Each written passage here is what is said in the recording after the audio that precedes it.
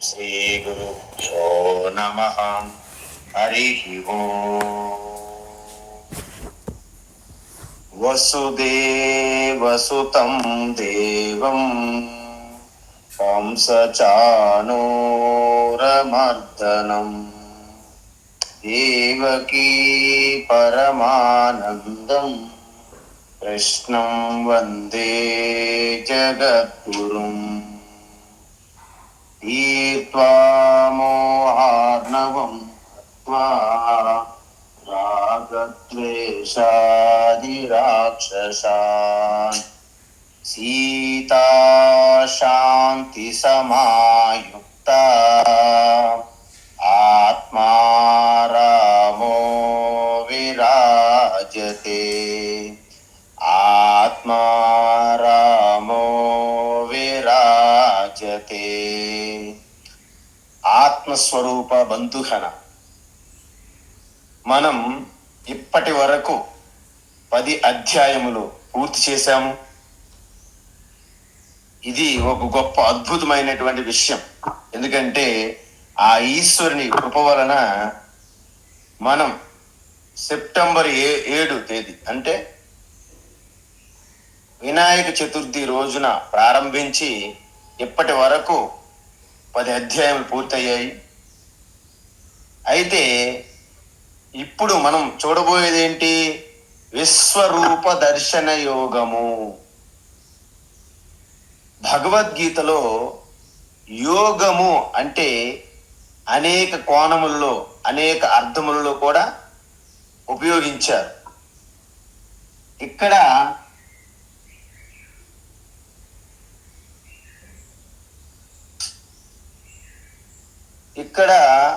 యోగము అంటే యోగం అంటే విషయము, అంటే టాపిక్, అంటే లెక్చర్. మనకి సీరియల్స్ ఇలాగా లెక్చర్స్ ఉంటాయి, 1, 2, 3 అలా. అందువలన మన సీరియల్ ఎలాగైతే ఈవేళ కొంత అయిన తర్వాత తరువాయి భాగం రేపు అంటుంటాం. అంటే ఎపిసోడ్ ఎన్నో ఎపిసోడ్ అయిందండి అని అడుగుతుంటారు మన అమ్మలు. సో ఆ విధంగా ఈ 18 రకాల టాపిక్లు, అంటే 18 విషయాలకి యోగం పేరుతో చెప్పబడినది. అయితే ఇప్పుడు మనం చెప్పబోయే విషయం ఏమిటి? విశ్వరూప దర్శన యోగము. అంటే ఇక్కడ మీకు ఒక విషయం గమనించాలి. విశ్వరూపాన్ని అంటే ఏంటి? స్వరూపం ఈ విశ్వమే. అంటే ఈ విశ్వమే, జగత్తే రూపంగా కలిగి ఉన్న ఈశ్వరుని యొక్క దర్శనము అని అర్థం. అందువలన విశ్వ ఏవ రూపం ఆకారః యస్య విశ్వరూప. అంటే దీన్ని సమాసం అంటారు, బహువ్రీహి సమాసము అంటారు. అంటే ఏంటి? విశ్వమే రూపంగా కలిగి ఉన్నవారెవరు? ఈశ్వర. అందుకే ఈశ్వరునికి పేరేంటి? విశ్వరూప. అందువలన జగత్తునే ఆకారంగా ధరించినటువంటి ఈశ్వరుడు ఏదైతే ఈశ్వర దర్శనం ఎలా మనకు దొరుకుతుంది చెప్పండి? అంటే జగత్ రూపే స్థితస్య ఈశ్వరస్య దర్శనం కథం సంభవతి ఇది స్యాత్. అంటే ఏంటి? ఈ జగత్తుగా ఉన్నటువంటి ఈశ్వరుణ్ణి ఏ విధంగా మనకు దర్శనం వస్తుంది? మన అందరికీ తెలుసు, మనకి ఇష్ట దేవతలు మనకి చిన్నప్పటి నుండి చెప్తున్నారు మన అమ్మా నాన్నలు, మన తాతలు తరతరాల నుండి. ఏంటి ఇష్ట దేవత ఎవరు? రామ, శివ, కృష్ణ, దేవి, వినాయక, ఇలా మనకి ఇష్ట దేవతలు ఉన్నారు. అయితే ఇష్ట దేవతల్ని మనం ఎలా దర్శనం పొందుతున్నాము? ఎలా పొందుతున్నాము అని అందరికీ తెలుసు. ఆ ఇష్ట దేవత యొక్క ధ్యాన శ్లోకాలు ఇచ్చారు. సో ఆ ధ్యాన శ్లోకాల ప్రకారంగా మనము చింతన చెయ్యాలి, ధ్యానం చెయ్యాలి, పారాయణం చెయ్యాలి, జపం చెయ్యాలి, ఇవన్నీ చేస్తున్నాం. అయితే అదేవిధంగా మనకి ఆ దేవతా దర్శనం కోసం మంత్రం ఇస్తున్నారు. అవి ఎన్ని అక్షరములు ఉన్నాయి అని తెలుసుకొని అన్ని అక్షరములు అంటే అన్ని లక్షల సార్లు మినిమం కనీసం పురశ్చరణ చెయ్యాలి. ఉదాహరణకి పంచాక్షరి మంత్రం నమశివాయ అంటే 5 అక్షరములు, అంటే కనీసం 5 లక్షల సార్లు పురశ్చరణ చెయ్యాలి. మ్యాక్సిమం 5 కోట్లు. అదేవిధంగా ఓం నమో భగవతే వాసుదేవాయ 12 అక్షరములు. సో మినిమం కనీసం 12 సార్లు పురశ్చరణ చెయ్యాలి. మ్యాక్సిమం 12 కోట్లు. మీ అందరికీ తెలుసు, త్యాగరాజు లాంటి వారు అసలు కోట్ల సార్లు రామని జపించి రామదర్శనం పొందారు అంటారు. అన్నమాచార్యులు, ఇలా ఎంతో మంది ఉన్నారు. మీరాబాయి, సూరదాస్, తులసీదాస్, ఇలా చాలా మంది ఉన్నారు. అయితే ఈ విధంగా మనము ఆ దేవీ దేవత దర్శనం పొందుతున్నాము. అయితే వారు శాశ్వతంగా మనతో ఉంటారా? ఉండరు. దర్శనం ఇస్తారు, మళ్ళీ మాయమైపోతారు. అందుకే మన పురాణాల్లో మనం చూసాం, హిరణ్యకశిపుడు తపస్సు చేస్తారు. ఏంటి? ఓం బ్రహ్మణే నమః, ఓం బ్రహ్మణే నమః, ఓం బ్రహ్మణే నమః అని ఆ తపస్సు చేస్తే చివరికి బ్రహ్మదేవ దర్శనం కలుగుతుంది. వారు కోరుకుంటారు వరం, ఏం కావాలి? నాకు అమృతత్వం కావాలి. అది కుదరదు వత్స, ఇంకేమైనా కోరుకో. ఇక ఏ విధంగా తప్పించుకోవాలని వెతికి అనేక రకములైనటువంటి కండిషన్స్ పెడతాడు హిరణ్యకశిపుడు. తథాస్తు అని వెళ్ళిపో. సో ఇలా ఉంటదన్నమాట. ఏంటిది? ఏకరూప దేవీ దేవత దర్శనం. అయితే ఇప్పుడు మనమే దర్శనం కోరుకుంటున్నాము. విశ్వరూప దర్శనం అనేది వేరేగేమైనా ఉంటుందా? ఎలా దర్శించాలి అని మనకి ప్రశ్న ఇప్పుడు. అయితే ఇక్కడ విచిత్రం ఏంటంటే, ఈ జగత్తంతా ఈశ్వరుడు అయినప్పుడు మనం దర్శనం కోసం ఎలా ఏం చేయాలి? ఇక్కడ మీరు ఎటువంటి పురశ్చరణ చేయడానికి అవసరం లేదు. ఎందుకు? ఇప్పుడు దేవీ దేవత దర్శనం లేదు కాబట్టి మనము పురశ్చరణ చేస్తూ తపస్సు చేస్తూ ఆహ్వానిస్తున్నాం. కానీ విశ్వమే ఈశ్వరునిగా ఉండేటప్పుడు విశ్వం ఎప్పటి నుండి ఉన్నది అంటే ఈ విశ్వరూప ఈ ఈశ్వర ఎప్పటి నుండి ఉన్నారు? ఎప్పటి నుండి ఏంటి? మనకి ఈ ఉపాధి, ఈ శరీరం రాకముందు నుండే ఉంది. కాబట్టి లేదు అనడానికి వీలు లేదు. ఇప్పుడు విశ్వరూప ఈశ్వర లేకుంటే కదా మనము పురశ్చరణ చేసి తపస్సు చేసి ఆహ్వానించాలి. కానీ మన ముందే ఉంది కదా ఈ విశ్వం అంతా. మరి ఉన్నదాన్ని మళ్ళా ఎలా ఆహ్వానిస్తాము? ఇది ప్రశ్న. అయితే మరి విశ్వరూప దర్శనం నాకు కలగడం లేదు. ఎందుకు కలగడం లేదు అంటే అంటే ఈ విశ్వమే ఈశ్వరుడుగా ఉన్నటువంటి ఆ దృష్టి మనకి లేదు. అయితే మనం ఏం చేయాలి? తెలుసుకోవాలి. You have to understand. తెలుసుకోవాలి. Should know. అందువలన నోయింగ్ అంటే ఏంటి? తెలుసుకోవడం మాత్రమే మన ముందున్నటువంటి కర్తవ్యము. అంతే తప్ప పురశ్చరణ చేయడము, ఒంటికాల మీద నిలబడి తపస్సులు చేయడము, తీర్థయాత్రలు చేయడము, ఇవన్నీ చేయడము, ఉపవాసాలు ఇవన్నీ చేయడం వలన మీకు విశ్వరూప దర్శనం కలగదు. మరి విశ్వరూప దర్శనం కలగాలంటే ఏం చేయాలి? తెలుసుకోవాలి. మరి ఎలా తెలుసుకోవాలి? ఆ తెలుసుకోవడం కోసమే భగవద్గీత మొదటి 6 అధ్యాయములు జీవుని యొక్క స్వరూపం తెలియజేశారు. మొదటి 6 అధ్యాయములు జీవుని యొక్క అసలు స్వరూపం ఏమిటి అని చెప్పింది. మరి 7వ అధ్యాయం నుండి 12వ అధ్యాయం వరకు ఈశ్వరుని యొక్క స్వరూపం తెలియజేస్తుంది. మీ అందరికీ తెలుసు, 7వ అధ్యాయం నుండి ఇప్పుడు 10వ అధ్యాయం వరకు మనం చూసాం. ఏం చెప్పారు? రసోహమప్సు కౌంతేయ ప్రభాస్మి శశి సూర్యయో చూసారా? ఆ నీటిలో ఉన్నటువంటి చల్లదనము, రుచి, ఆ సూర్య చంద్రుల్లో ఉన్నటువంటి ఆ ప్రభ, ఆ క్రాంతి, ప్రకాశం, భూమిలో ఉన్నటువంటి సుగంధము, నీటిలో ఉన్న చల్లదనము, అగ్నిలో ఉన్న వేడి, వాయువులో ఉన్నటువంటి కదలిక, ఆకాశంలో ఉన్నటువంటి విస్తారం, అవకాశ తత్వం కూడా నేనే అని చెప్పారు. 10వ అధ్యాయంలో విస్తారంగా చెప్పారు.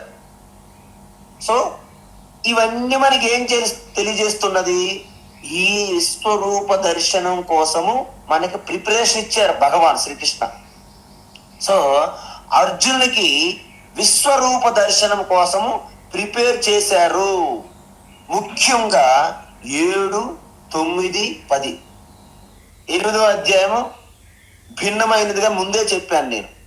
కాబట్టి ఈ విధంగా విశ్వరూప దర్శించాలంటే ఏం చెయ్యాలి అంటే, ఈ విశ్వమంతా కూడా ఈశ్వర కంటే భిన్నంగా లేదు అని తెలుసుకోవాలి.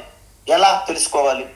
ఎలా అంటే, మీరు ఏ ఆభరణం తీసుకున్నా బంగారం కంటే భిన్నంగా లేదు.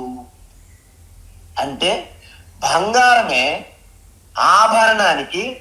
ఆభరణం తయారు చేయడానికి సృష్టి, ఆభరణంగా ఉండడానికి ఆభరణం యొక్క స్థితి, మళ్ళీ బంగారంగా కరిగిపోవడానికి ఆభరణం యొక్క లయము. ఈ అన్నిటి మూడింటికి ఏంటి కారణము? బంగారమే. అదే విధంగా కెరటం ఉన్నది. కెరటం యొక్క స్థితి, కెరటం యొక్క సృష్టి, కెరటం యొక్క స్థితి, కెరటం యొక్క లయం, ఈ మూడింటికి కారణం ఏమిటి? నీరే. ఆ విధంగా ఈ జగత్తంతా కూడా, జగత్ యొక్క సృష్టి, జగత్ యొక్క స్థితి, జగత్ యొక్క లయం కూడా ఈశ్వరయే. ఇప్పుడు చెప్పండి, బంగారం కంటే భిన్నంగా ఆభరణాలు ఉంటాయా? ఉండవు. మరి ఆభరణం ఎక్కడ చూసినా ఏముంది? బంగారమే ఉన్నది. మరి నీరు కంటే భిన్నంగా కెరటములు, తరంగాలు, అలలు ఉంటాయా? ఉండవు. ఎందుకు? కెరటంగా ఉన్నప్పుడు కూడా నీరే అయి ఉన్నది. అందుకే శంకరాచార్య అంటారు, ఉపాధానేఖిలాధారే జగంతి పరమేశ్వరే సర్గస్థితి లయాన్యాంతి ఉద్భుతానీవ వారిని. శంకరాచార్య ఆత్మబోధలో ఏం చెప్పారంటే అద్భుతం. ఉపాదానే అఖిలాధారే, అఖిల ఆధార అంటే బంగారం ఎలాగైతే ఆభరణానికి సృష్టి, స్థితి, లయ మూడింటికి ఎలాగైతే కారణమో దానిని ఉపాదాన కారణము లేదా మెటీరియల్ కారణము అంటారు. అందువలన ఈ జగత్ అంతటికి ఈశ్వర్ అనేవారు ఉపాదాన కారణం. ఎందుకు? ఈ జగత్తుకి సృష్టి, స్థితి, లయ ఆయనే కాబట్టి. ఎలాగా? బుద్బుదానేవ వారిని. సముద్రములో ఎలాగైతే ఒక బుడగ పుడుతుంది, కొంత సమయం ఉంటుంది, తరువాత సముద్రంలోనే కలిసిపోతుంది, ఆ విధంగా జరుగుతుందని చెప్పారు. అయితే ఇప్పుడు చెప్పండి, విశ్వరూప దర్శనం కోసం మనం ఏం చెయ్యాలి? మనకి ఏం చెయ్యక్కర్లేదు. ఆ దృష్టి, ఆ భావన మీరు దైవత్వంతో నింపాలి. దృష్టిని ఎలా? ఫర్ ఎగ్జాంపుల్, మనకి ఒక లడ్డు ఇచ్చారనుకోండి ఎవరన్నా, ఏమండి లడ్డు తింటారా? ఓకే. లడ్డు ఇచ్చిన వెంటనే మనం వెంటనే నోట్లో వేసుకోవడానికి ప్రయత్నిస్తాం. ఎందుకు? లడ్డు స్వీటు తింటాం. కానీ ఒక కండిషన్, ఇప్పుడేనండి తిరుమల తిరుపతి బాలాజీ దర్శనం చేసుకొని ఇప్పుడే లడ్డు తెచ్చాను అని మీకు ఇచ్చారనుకోండి, అప్పుడేం చేస్తారు? పక్క నోట్లో వేసుకుంటారా? లేదు. ఒక్కసారి మీలో ఒక భావన, ఓం నమో వెంకటేశ్వర అనే భావన, తిరుపతి పవిత్రమైనటువంటి ఆ తీర్థం నుండి వచ్చినటువంటి ప్రసాదంగా భావన వెంటనే కళ్ళకు అద్దుకొని ఇలా నోట్లు మెల్లగా వేసుకుంటారు. మరి తిరుమల తిరుపతి నుండి ప్రసాదం వచ్చిందనే దానికంటే మామూలుగా మన స్వీట్ స్టాల్లో కొనుక్కొని తింటున్నటువంటి లడ్డుకి తేడా ఉందా లేదా? ఉంది. ఏంటి? ఆ తిరుమల తిరుపతి ప్రసాదములో వెంకటేశ్వర స్వామిపై ఉన్నటువంటి భక్తి భావం మనకు కలిగింది. ఓం ప్రకాష్ బాలాజీ మిఠాయి భాండార్ ఉంది మాకు మలకపేటలో. అక్కడి నుండి కొనుక్కొని తెచ్చి తింటే ఆ భావన కలగలేదు. అంటే ఇప్పుడు మన దృష్టిని అంతెందుకు, ఇక్కడ మామూలు మంచినీరు మీకు ఇచ్చామనుకోండి, మామూలు కడుక్కుంటాం, తాగుతాం, పడేస్తాం. మొన్న ఒకళ్ళు వచ్చారు మా కుటీరానికి, అమ్మా ఇది ప్రయాగరాజు నుంచి మహాకుంభమేళలో తెచ్చానన్నారు. ఒక్క నీరు చుక్క వేస్తే చాలు అలా కళ్ళగద్దుకొని ఇలాగ తలపై వేసుకొని అలాగా నోట్లో కూడా వేసుకున్నారు భక్తి ప్రేమతో. అంటే దీన్ని బట్టి మీకేమర్థమయ్యింది? మనకి ఇలా చూస్తే ప్రపంచమే, కానీ ప్రపంచం అనేది ఈశ్వరుని కంటే భిన్నంగా లేదు అని దృష్టి మీకు కలిగింది అనుకోండి. ఎలా కలుగుతుంది? ఈ ఆభరణాలు, రింగు, ఈ యొక్క నెక్లెస్ బంగారం కంటే భిన్నంగా ఎలాగైతే లేవో, ఈ జగత్ విశ్వం అంతా ఈశ్వరే కదా అనే భావన కలిగి ఉంటారు. అయితే ఈ విశ్వరూప ఈశ్వరుని దర్శించడానికి మనం ఏం చెయ్యాలి? మనం ఏమి చెయ్యక్కర్లేదు. పోనీ పురశ్చరణ చెయ్యాలా? అస్సలు అవసరం లేదు. పోనీ తపస్సేమ చెయ్యాలా? అక్కర్లేదు. శిరసాసనాలు, యోగాసనాలు, క్రియాయోగ, కుండలిని యోగ, చక్రయోగ చేయమంటారా? ఏం అక్కర్లేదు. మరి ఏం చెయ్యాలి? తెలుసుకోవాలి. ఎలా తెలుసుకోవాలి? ఈ జగత్ అంతా ఈశ్వరుని నుండే, ఆ యొక్క నీటిలో నుండి బుడగ ఎలాగైతే వచ్చినదో ఈశ్వరుని నుండే ఈ జగత్తు బుడగలాగా ప్రకటమయ్యింది, వ్యక్తమయ్యింది. చూడండి, రామ, కృష్ణ, శివ, గణేష్ ఒకే రూపానికి సంబంధించిన వారైతే మీరు పురశ్చరణ తపస్సు ద్వారా ఈశ్వరుని ఆవాహన చేస్తే వస్తారు, మాయమైపోతారు. ఎందుకు? పరిచ్ఛిన్నమైన రూపం అది. కానీ విశ్వం అనేది శాశ్వతం, నిరంతరం వెలుగే కొనసాగుతుంది. ఇది అనంతం, ఇది పరిచ్ఛిన్నం కాదు, ఇది వచ్చేది పోయేది కాదు. కాబట్టి దీనికి పురశ్చరణ మంత్రం అక్కర్లేదు. మీకు ఆ దృష్టి, ఈ విధమైనటువంటి జ్ఞాన దృష్టి మీకు కలిగితే చాలు. ఆ జ్ఞాన దృష్టే 10వ అధ్యాయంలో విస్తారంగా చెప్పారు. అంటే భగవంతుని యొక్క విభూతులు విశ్వమంతా వ్యాపించి ఉన్నాయి. మీరు ఎక్కడికో వెళ్ళక్కర్లేదు విశ్వరూపాన్ని దర్శించడానికి. అందువలన మీరు ఈశ్వరుని యొక్క ఎటువంటి రూపాన్ని తెలుసుకోవాలనుకుంటున్నారు, దర్శించాలనుకుంటున్నారు అనేది మీ చేతిలో ఉంది. అయితే ఇక్కడ ఈ దృష్టి, ఈ జ్ఞానం మీకు అవసరం. ఇంట్రడక్షన్. ఇప్పుడు మనము 11వ అధ్యాయంలోకి వెళ్తున్నాం. 11వ అధ్యాయము మొట్టమొదటి అర్జునుడి ప్రశ్న, కోరిక ఏంటి? అత ఏకాదశోధ్యాయః. అథ ఏకాదశోధ్యాయః. అమ్మ వాయిస్ తక్కువ వస్తుంది. అర్జునోవాచ. అర్జున ఉవాచ.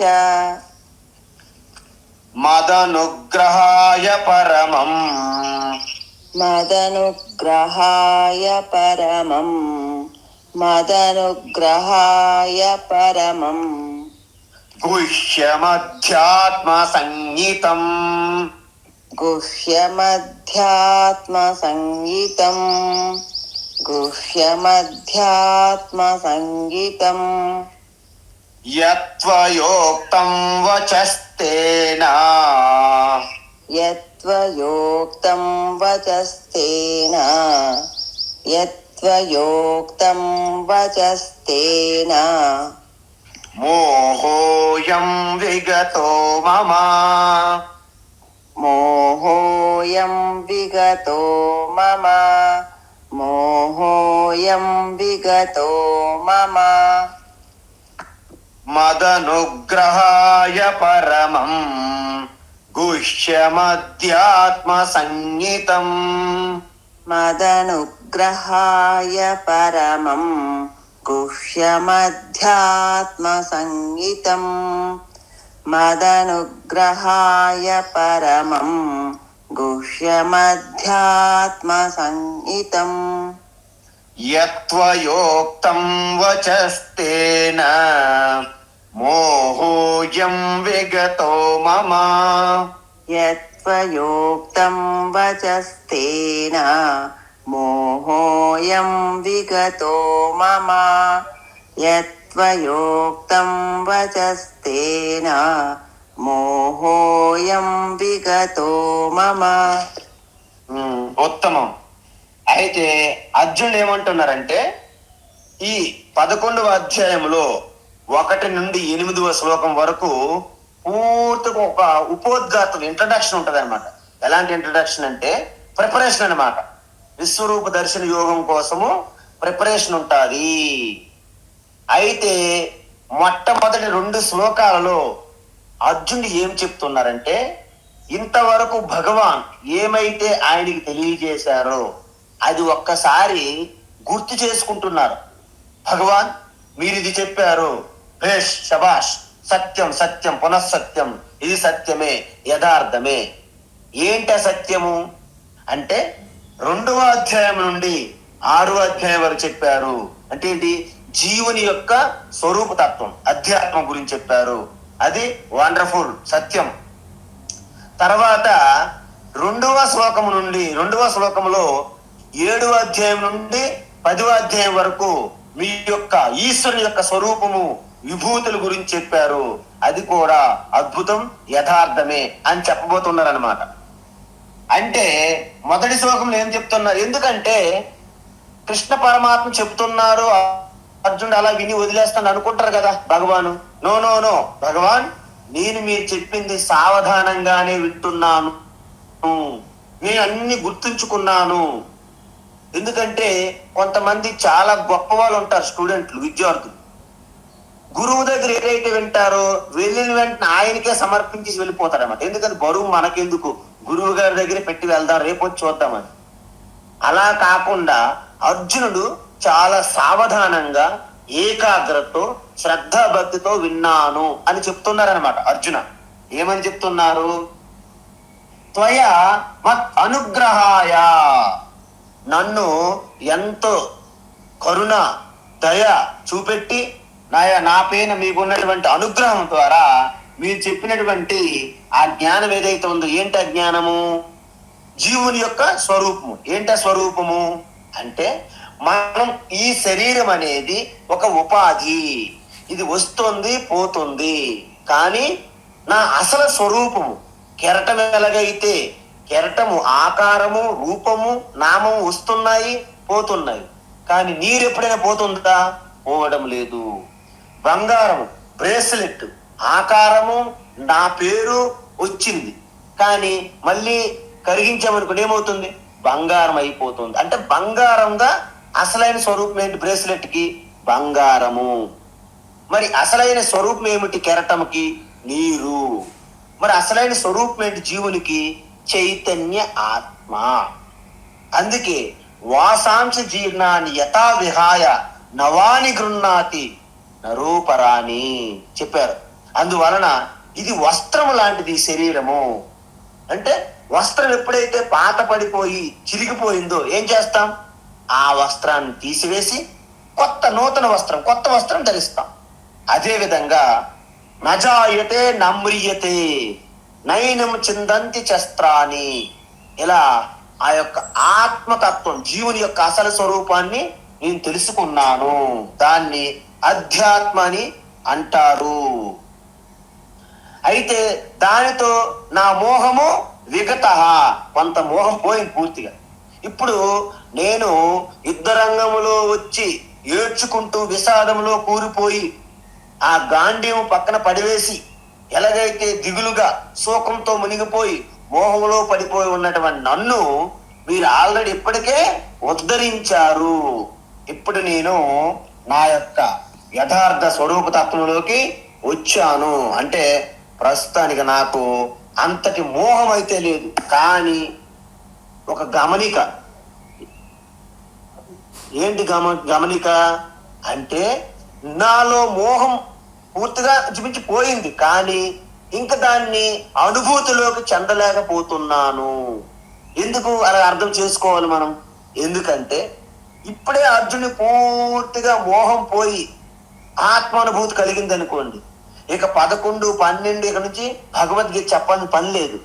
కానీ 11, 12, 13, 14 అధ్యాయాలు చెప్పబడ్డాయి అంటే పూర్తిగా ఇంకా అనుభూతి చెందలేదు. కానీ జ్ఞానం అయితే తెలుసుకున్నాడు, కానీ అనుభూతిలోకి ఇంకా రాలేదు. అందుకే 18వ అధ్యాయంలో అంటాడు, నష్టో మోహ స్మృతిర్లబ్ధ ప్రసాదాన్మయాచ్యుత అని 18వ అధ్యాయంలో చెప్తారు. అప్పుడు పూర్తిగా నా మోహం అంతా నష్టమయ్యింది, నా యొక్క ఆత్మస్వరూపం ప్రకటమైంది అని. అందువలన నష్ట అంటే విగత మోహ, అయం మోహ విగత, మమ మమ మోహం విగత. ఎలా? వచః తేన అంటే నీ యొక్క అమృత వాక్యులు, ఈ జ్ఞానోపదేశం ద్వారా నాలో మోహం కొంత పోయింది. అయితే తర్వాత ఏమంటున్నారు?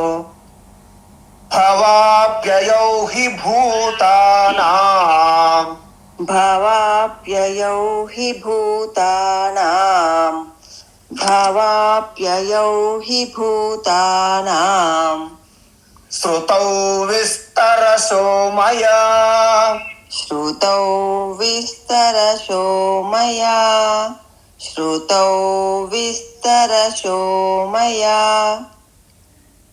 త్వత్తః కమలపత్రాక్ష తత్వః కమలపత్రాక్ష త్వత్తః కమలపత్రాక్ష మాహాత్మ్యమపి చావ్యయం మాహాత్మ్యమపి చావ్యయం మాహాత్మ్యమపి చావ్యయం భవాప్యయౌ హి భూతానాం శ్రుతౌ విస్తరసో మయా భవాప్యయౌ హి భూతానాం శ్రుతౌ విస్తరశో మయా భవాప్యయౌ హి భూతానాం శ్రుతౌ విస్తరశో మయా త్వత్తః కమలపత్రాక్ష మాహాత్మ్యమపి చావ్యయం త్వత్తః కమలపత్రాక్ష మాహాత్మ్యమపి చావ్యయం త్వత్తః కమలపత్రాక్ష మాహాత్మ్యమపి చావ్యయం. ఉత్తమం. అయితే మొదటి శ్లోకంలో ఏం చెప్పారు? ఇది చాలా గుహ్యమైనది, ఎంతో రహస్యమైనది, పరమం అత్యుత్తమైనటువంటి రహస్యమైనటువంటి బ్రహ్మ విద్య, అధ్యాత్మ. ఎందుకు? 10వ అధ్యాయంలో చెప్పారు, విద్యలన్నిటిలో కల్లా ఉత్తమమైనది ఏంటి? అధ్యాత్మ విద్య అని చెప్తూ ఇక్కడ ఏమంటున్నారంటే, ఇక్కడ పొగుడుతున్నారు భగవానికి. ఏంటి? కమలపత్రాక్ష, హే కమలపత్రాక్ష. కమలపత్రాక్ష అంటే ఏంటి? మనకి ఈ గులాబీ పువ్వు ఉంటది కదండి, గులాబీ రేకులు అంటారు, గులాబీ రేకులు, ఆ పెటల్స్ అటు ఉంటాయి. అంటే ఆ పెటల్స్ ఎలాగైతే చాలా మృదువుగా, ఆకర్షణీయంగా, చాలా అంటే ఎంత మృదువుగా, ఎంత సాఫ్ట్ గా ఉంటాయంటే, ఆ విధంగా నీ యొక్క కనులు, రెప్పల కనులు ఏవైతే ఉన్నాయో ఆ యొక్క గులాబీ రేకుల వలె ఉన్నాయి నీ కనులు అంటే పొగుడుతున్నారన్నమాట. ఇదంతా జస్ట్ ఒక అర్థవాద స్థుతి. సో అలాగే మహాత్మ్యం అవి, ఈ మహాత్మ్యులు అంటే విభూతులు చెప్పారు కదా 10వ అధ్యాయంలో, అవి అవ్యయం. వాటికి ఏమైనా అంతం ఉందా? నాంతోస్తి మమ దివ్యానాం అన్నారు అక్కడ లాస్ట్ చివరికి. యద్యద్ విభూతి మత్సత్వం శ్రీమదూర్జితమేవా తత్తదేవావ గత్యత్వం మమ తేజోంశ సంభవం అని చెప్పారు. కాబట్టి దానికి అవ్యయం, నాశనం లేనటువంటి మీ విభూతులని మీరు విస్తారంగా చెప్పారు. ఏదో 1-2 శాంపుల్ చెప్పడం కాదు, విస్తారంగా చెప్పారు. ఏంటి విస్తారంగా చెప్పారు? భవ అంటే సృష్టి, అప్యయ, అప్యయ అంటే లయ. మరి సృష్టి లయ అంటే ఏంటి? స్థితి కూడా.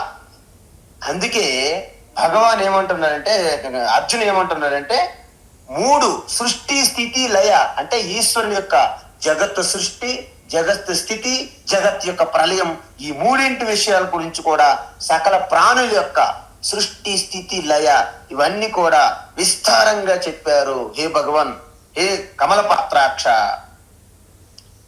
ఎలా చెప్పారు? డైరెక్ట్ గా నా పైన ఎంతో అనుగ్రహంతో ప్రేమతో నాకు ఇవన్నీ చాలా విస్తారంగా ఓపిగ్గా చెప్పారు. ఎందుకంటే భగవాన్ అంత ఓపిగ్గా ఉపనిషత్తుల్లో మీకు దొరకదు. ఉపనిషత్తుల్లో మీకు జస్ట్ పైనే చెప్తారండి.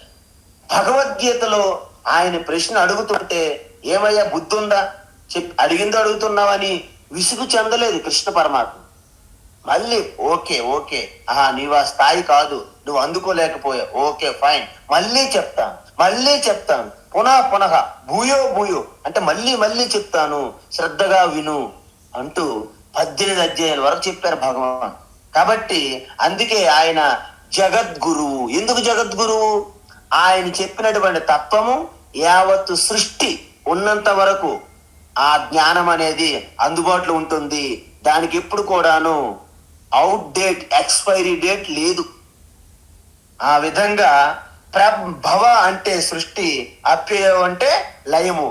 ఈ రెండు చెప్పారంటే మరి అర్థం ఏంటి? మూడోది ఉండాలా వద్దా? ఏంటి? స్థితి. మనం కలుపుకోవాలి. శృతవు విస్తరసహ, నేను ఇప్పుడే విన్నాను, మీరు మొత్తం వివరంగా చెప్పారు, విస్తారంగా చెప్పారు, మీ ద్వారా నేను విన్నాను. కాబట్టి వాటికి అంతము లేదు. అంటే ఏంటి? అవి అవినాశ తత్వము, అనంతము అని అర్థం. దీన్ని బట్టి మీకు ఏమర్థమైంది? ఈ 2 శ్లోకాలలో అర్జునుడు ఏం చెప్పారంటే, మొదటి శ్లోకములో మొదటి 6 అధ్యాయముల యొక్క ఒక సారాంశం వివరంగా ఒక శ్లోకంలో చెప్పారు. 2వ శ్లోకములో 7వ శ్లోకము నుండి 10వ శ్లోకం వరకు భగవాన్ ఏవైతే విభూతులు వివరించారో వాటన్నిటికీ సంక్షిప్తంగా సారభూతంగా 2వ శ్లోకములో అర్జునుడే సాక్షాత్ భగవానికి గుర్తు చేశారు. అయితే ఇలాగ మీరు గమనించండి, అర్జునుడు భగవాను పైన భక్తి పెరిగిపోయింది. ఎందుకు? చిన్నప్పటి నుండి ఒకే వయసు ఉన్నటువంటి కృష్ణ అర్జునులు ఇద్దరు కూడా స్నేహితులుగా, బంధువులుగా ఉన్నారు. ఆయన యొక్క చేసిన చేష్టలు పనులన్నీ తెలుసు. కానీ ఇక్కడికి వచ్చేసరికి అర్జునుడు శ్రీకృష్ణ పరమాత్మని ఒక మిత్రుడిగా కాదు, డైరెక్ట్ గా ఒక మహాయోగీశ్వరుడుగా, యావత్ సృష్టి వెనుక ఉన్నటువంటి పరమాత్మగా ఆ విధంగా దర్శిస్తున్నారు. ఎవరు? అర్జున. అందుకే హే కమలపత్రాక్ష అన్నారు. ఇంకా అక్కడితో ఆగిపోలేదు, డైరెక్ట్ హే పరమేశ్వరాన్ని సంబోధిస్తున్నారు. అంటే అర్జునుడు కృష్ణ పరమాత్మని హే పరమేశ్వరాన్ని సంబోధిస్తున్నాడంటే ఆయన భక్తి ఎంత పెరిగిందో మనం గమనించవచ్చు. ఏవమేతద్యథాతత్వం ఏవమేతద్యథాతత్వం ఏవమేతద్యథాతత్వం ఆత్మానం పరమేశ్వర ఆత్మానం పరమేశ్వర ఆత్మానం పరమేశ్వర ద్రష్టుమిచ్ఛామి తే రూపం ద్రష్టుమిచ్ఛామి తే రూపం ద్రష్టుమిచ్ఛామి తే రూపం ఐశ్వరం పురుషోత్తమ ఐశ్వరం పురుషోత్తమ ఐశ్వరం పురుషోత్తమ ఏవమేతద్యథాతత్వం ఆత్మానం పరమేశ్వర ఏవమేతద్యథాతత్వం ఆత్మానం పరమేశ్వర ఏవమేతద్యథాతత్వం ఆత్మానం పరమేశ్వర ద్రష్టుమిచ్ఛామి తే రూపం ఐశ్వరం పురుషోత్తమ ద్రష్టుమిచ్ఛామి తే రూపం ఐశ్వరం పురుషోత్తమా ద్రష్టుమిచ్ఛామి తే రూపం ఐశ్వరం పురుషోత్తమా. ఉత్తమం. అయితే భగవాన్ కూడా ఎందుకు ఇంతకుముందు చెప్పారు, ఇది విద్యల్లో అన్నిటికంటే గొప్పది, ఇది ఎంతో రహస్యమైనది. ఎందుకు? ఈ విద్య చెప్పాలంటే అందరికీ అందుబాటులో ఉండదు. మనుష్యానాం సహస్రేష్ అని చెప్పారు. బహూనాం జన్మనామంతే జ్ఞానవాన్మాం ప్రపద్యేత అని చెప్పారు. అంటే అందరికీ ఇది సులభము కాదు, అందరికీ ఇటువంటి ఇంత పుణ్యం చేసి ఆ యొక్క ఈశ్వర అనుగ్రహంతో గురు శాస్త్ర ఉపదేశాన్ని పొందలేరు. కాబట్టి నిజంగా ఆత్మతత్వం దర్శించినటువంటి ఆ బ్రహ్మనిష్ఠ గురువులు ఎప్పుడు కూడా రేరు, అరుదుగా ఉంటారు. కాబట్టి ఇది ఎంతో గుహ్యమైనది, రహస్యమైనది, దుర్లభము అని చెప్పారు. అయితే అలాంటి తత్వాన్ని నాకు మీరు అందించారు అంటే నిజంగా మీ కృప, మీ అనుగ్రహం చాలా ఎక్కువగా నాపై ఉంది అని చెప్తున్నారు. అయితే ఇక్కడ మనం ఒకటి గుర్తుంచుకోవాలి. ఏంటి?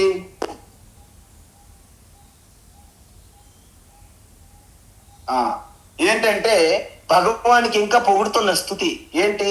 పరమేశ్వర పురుషోత్తమ, 2 పేర్లు పెట్టారు ఈ శ్లోకము. హే పరమేశ్వర, హే పురుషోత్తమ. దాని అర్థం ఏంటి అంటే అర్జునుడు భగవాన్ నుంచి ఇంకేదో కోరుకుంటున్నారు. ఏంటి కోరుకుంటున్నారు? ఎందుకంటే ఏదైనా సరే మనము ఈశ్వరుని నుంచి మనము పొందాలనుకుంటే వాడిని ప్రసన్నులుగా చేసుకోవాలి. అందుకే చూడండి ఆయనకి స్తుతి చేస్తున్నారు. స్తుతి ఏంటంటే హే పరమేశ్వర. జనరల్ గా మనం పరమేశ్వరుని ఎవరిని అంటాము? శివ. అంటే మన ఇష్ట దేవతలు ఎవరైతే మనకి ఈ దేవీ దేవతలు ఎవరైతే విభజించేశారో ఈ పురాణాల ప్రకారంగా పరమేశ్వరు అనుకుంటే మన అందరికి గుర్తించేది ఎవరు? పార్వతీ పరమేశ్వరు. అంటే ఈ పరమేశ్వరు అనేసరికి మనకి శివ గుర్తుకొస్తారు. పురుషోత్తమ అంటే విష్ణు గుర్తుకొస్తారు. ఒకే శ్లోకములో పరమేశ్వర పురుషోత్తమ 2 వాడారు అర్జున. అంటే అర్థం ఏంటి? పరమేశ్వర్ అంటే శివ, పరమేశ్వర్ అంటే విష్ణు కూడా. పురుషోత్తం అంటే విష్ణు, పురుషోత్తం అంటే శివ కూడా. శివ ఏంటి? గణేష్ కూడా. గణేష్ ఏంటి? పరమేశ్వరి అంటే దేవి కూడా. అంటే ఏంటి? ఈ మొత్తం విశ్వరూపంతో ఉంటూ మళ్ళీ రూపము లేనటువంటి నిర్గుణ చైతన్య స్వరూపం ఆత్మ, పరమాత్మ, దేవ, ఈశ్వర అంత కూడా ఈ పేర్లు అన్ని. అందుకే మనము సహస్రనామాలు చూస్తే ప్రతి సహస్రనామాలోనూ సమానంగా ఉన్న పేర్లు కొన్ని వందలు ఉంటాయి. మీకు ఒకసారి గమనించండి. అందువలన భగవాన్ ఏమంటున్నారంటే ఓ పరమేశ్వరా త్వం, నీవు ఆత్మానం అంటే నీ గురించి యథ ఆత్థ. అందుకే యథ ఆత్తాత్వం ఏవమేవ ఏతదు యథ ఆత్థ త్వం. అంటే ఏంటి? నీ గురించి అంటే మీ గురించి యథ ఏ విధంగా ఆత్థ చెప్పారో ఏతత్ ఇది ఏవమేవా అంటే ఏంటి?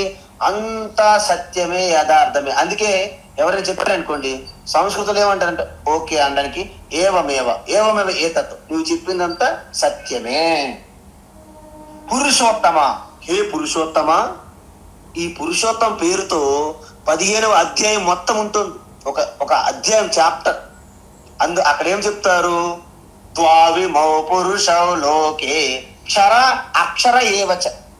అంటే ఈ యొక్క వ్యక్తమైనటువంటి స్థూల ప్రపంచము అది క్షరము, మరి అవ్యక్తంగా ఉన్నటువంటి వాసనామయం ఉన్నటువంటి మాయా ప్రకృతి అది అక్షర. ఈ రెండింటి కంటే భిన్నంగా ఉన్నది పురుషోత్తమ, ఉత్తమ పురుష అంటారు. సో అలాంటి ఓ పురుషోత్తమ, హే నీ యొక్క ఐశ్వరం అంటే ఏంటి? మనం చూసాం ఈ అష్ట ఐశ్వర్యం అంటారు. అదే విధంగా జ్ఞాన, వైరాగ్య, ధర్మ, తర్వాత ఈ వీర్యం, శ్రీ, తేజస్సు, ఇవన్నీ కూడా సమగ్రంగా ఉన్నటువంటి ఏ భగవన్ నీ యొక్క ఐశ్వర్యము రూపం, దివ్యమైనటువంటి ఈ రూపము నేను చూడాలని అనుకుంటున్నాను. ఇచ్చామి అంటే ఎంతో కుతూహలంగా తీవ్రమైన ఇచ్చ కలిగి ఉన్నాను. దేనికోసము? నీ ఐశ్వర్యం, అష్ట ఐశ్వర్యములతో కలిగి ఉన్నటువంటి ఈ సద్గుణ సంపత్తిగా ఉన్నటువంటి నీ యొక్క మహాత్మ్యముతో కూడి ఉన్నటువంటి నీ దివ్య రూపాన్ని దర్శించాలని నాకు ఎంతో కుతూహలంగా ఉన్నది అని తన కోరికని వెళ్ళబుచ్చుకుంటున్నారు అర్జున.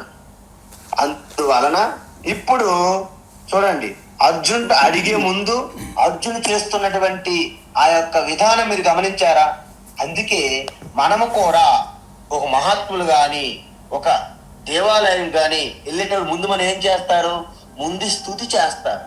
అందుకే నమ్మకం, మన రుద్రం నమ్మకం, అదే నమ్మకం చదివేటప్పుడు మొత్తము ఆ ఈశ్వరునికంతా స్తుతి స్తుతి స్తుతి చేసి తరువాత మాకు కావలసింది ఇవ్వు అంటే ఏంటి? చమకం. మాకు అది కావాలి, మాకు ఇది కావాలి, ఇది కావాలి అడుగుతారు. ఎందుకు?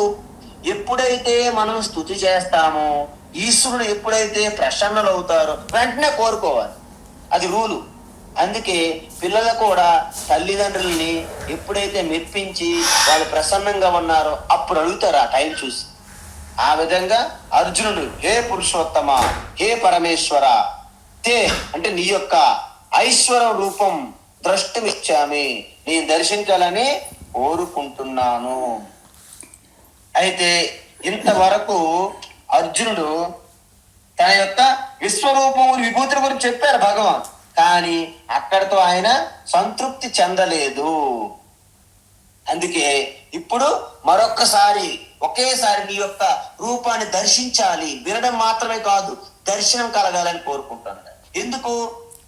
అర్జునుడికి ఆ దృష్టి అంటే ఆ జ్ఞానము తెలుసుకొని, అంటే ఇంతకుముందు చెప్పాం మనం విశ్వరూపాన్ని ఎలా దర్శించాలి? తపస్సు చేయాలా? ధ్యానం చేయాలా? పురచ్చరణ చేయాలా? లేదు.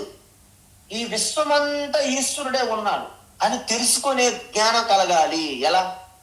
ఇప్పుడు ఆభరణం పట్టుకున్నాం. సో ఆభరణం పట్టుకొని బంగార దర్శనం ఎలా చేస్తారు అంటే ఏం చేయాలి? ముక్కలు చేయాలా? లేకపోతే మీరేమో తపస్సు చేయాలా?